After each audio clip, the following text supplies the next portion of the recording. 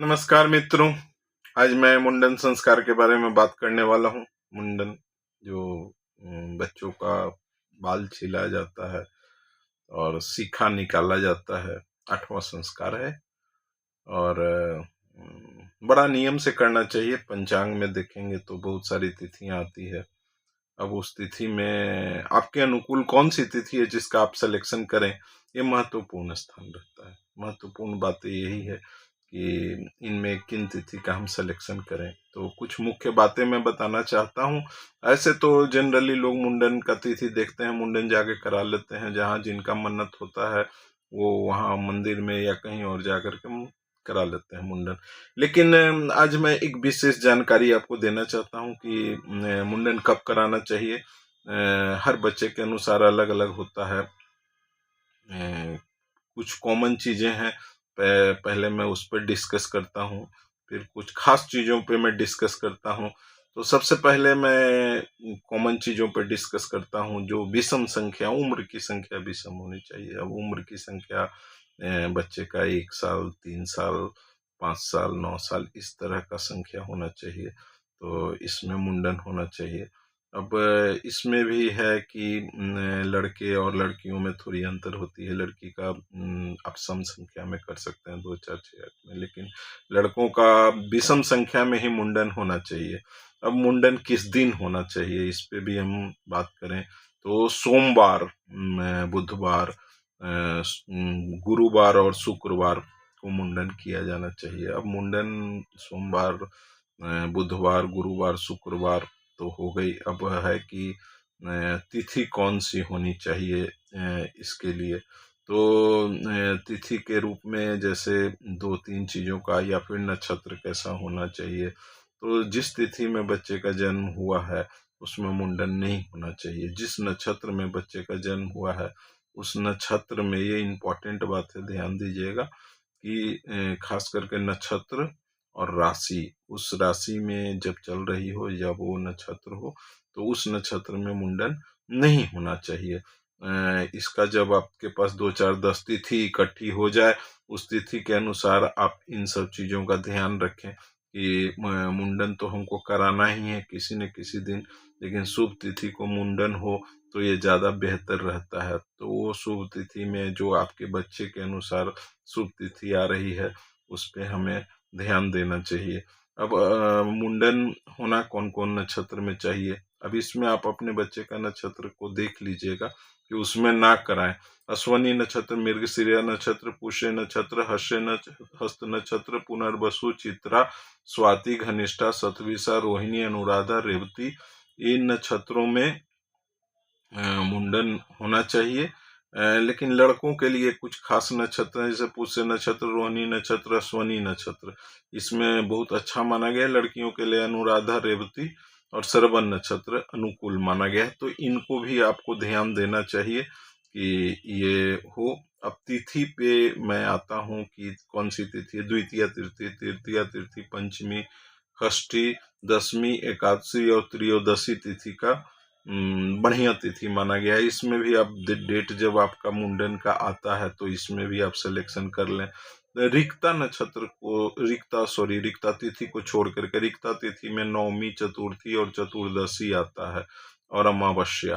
तो ये रिक्ता तिथि से आपको बचाना है, इसमें नहीं होना चाहिए रिक्ता तिथि में।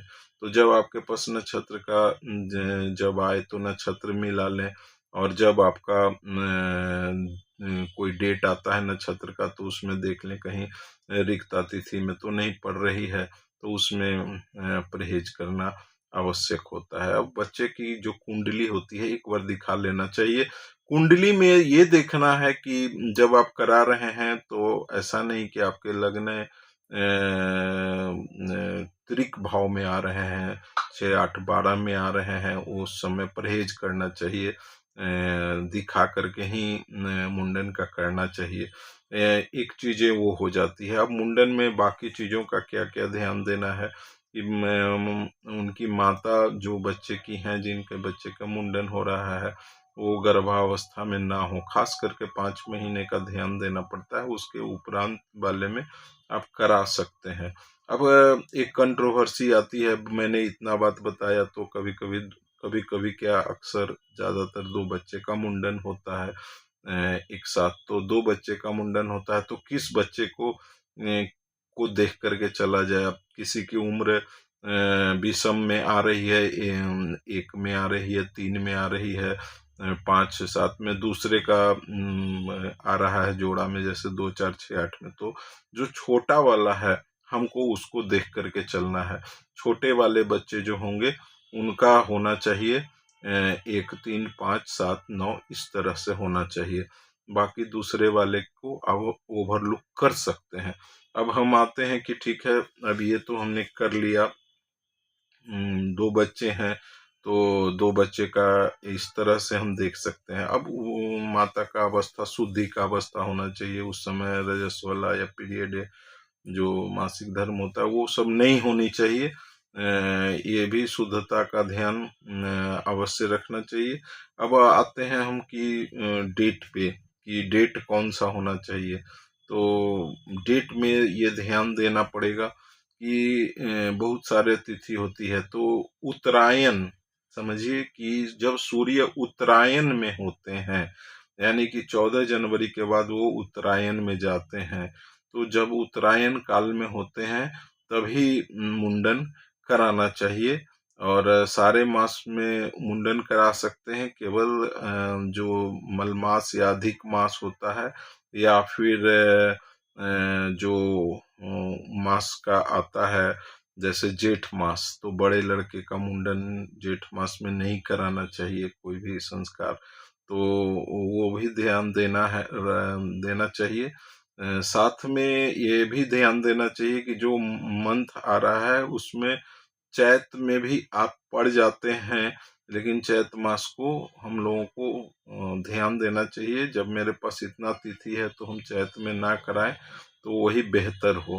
तो चैत मास के अलावा भी करा सकते हैं। चैत मास में भी सब समय नहीं, लेकिन कुछ समय वर्जित रहता है। शुक्रास्त हो, बृहस्पति अस्त हो, मलमास हो, तो इस तरह से आप देख सकते हैं। इसके अलावा आप ये भी देख सकते हैं कि नवरात्रा में जो मुंडन होता है, शरद नवरात्रा में, तो उसमें क्या होता है कि आप करा सकते हैं। उसमें सारे दिन शुभ होते हैं और पूरे नवरात्रा में आप करा सकते हैं।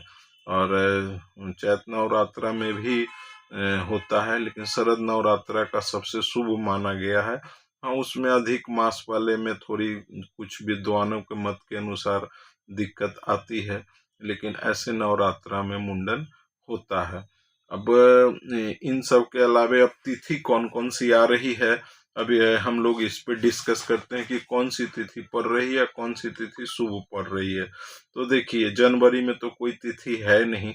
फरवरी में 18 फरवरी को तिथि आ रही है। अब 18 फरवरी को मैं समय भी बता सकता हूँ कि किस समय कराएं, लेकिन मैंने पहले ही बता दिया हूँ अभी कि नक्षत्र मैं बता सकता हूँ इतना बज के इतना मिनट में मुंडन कराएं, लेकिन वो तो नक्षत्र आप अपने बच्चे के नक्षत्र को बचा करके ही कराना है, इसलिए मैं डेट ही बताता चलता हूँ।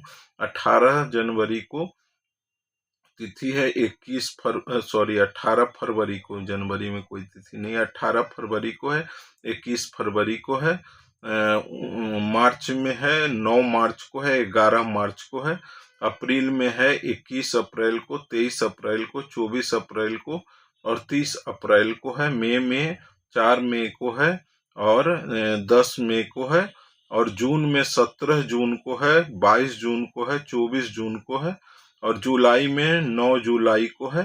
तो इस तरह से तिथि हैं। इसमें आप जो समय इसमें नक्षत्र आएंगे, तो मैं नक्षत्र बता सकता हूँ कि आप किस में कराएं, लेकिन मैंने पहले कहा कि इसमें आपको अपने बच्चे का नक्षत्र, दिन और राशि साथ में मैंने बताया था त्रिक भाव में, उनके कुंडली के त्रिक भाव में जो उस समय का गोचर चल रहा है उसमें लग्न न आए, इसको भी बचाना चाहिए। तो इस तरह से सारे चीज़ों को अगर आप ध्यान देंगे तो आपको अच्छी तिथि मिलेगी और बढ़िया तिथि में आप अपने बच्चे का मुंडन संस्कार करा सकते हैं। 8वां संस्कार होता है, बहुत ही महत्वपूर्ण संस्कार होता है मुंडन का।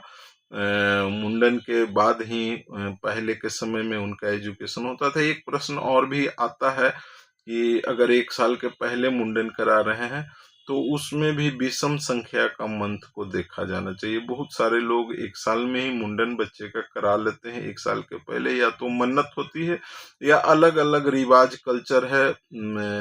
इतना बड़ा देश है, अलग अलग राज्य है, क्षेत्र है, तो सबसे पहले तो आपको अपने क्षेत्र जहाँ आप रहते हैं वहाँ के नियम का पालन करना आवश्यक होता है। जो आपके गांव का नियम है, जो आपका ट्रेडिशन है, परंपरा चली आ रही है, उसको कभी ओवरलुक ना करें, उसको फॉलो करना ज़्यादा जरूरी है। मैं तो एज ए होल जानकारी दे रहा हूँ, लेकिन आपको अपने जो ब्राह्मण हैं, जो आपके कुल गुरु हैं, जो आपके एस्ट्रोलॉजर हैं, उनसे सलाह लेकर के ही कोई काम करना चाहिए। चूंकि एक महत्वपूर्ण काम है तो और आपके पास समय भी रहता है, कोई एक बैक होने वाला काम नहीं है, इसलिए आप निश्चित रूप से सारे बिंदुओं पर विचार कर करके और मुंडन का कार्य कराएं।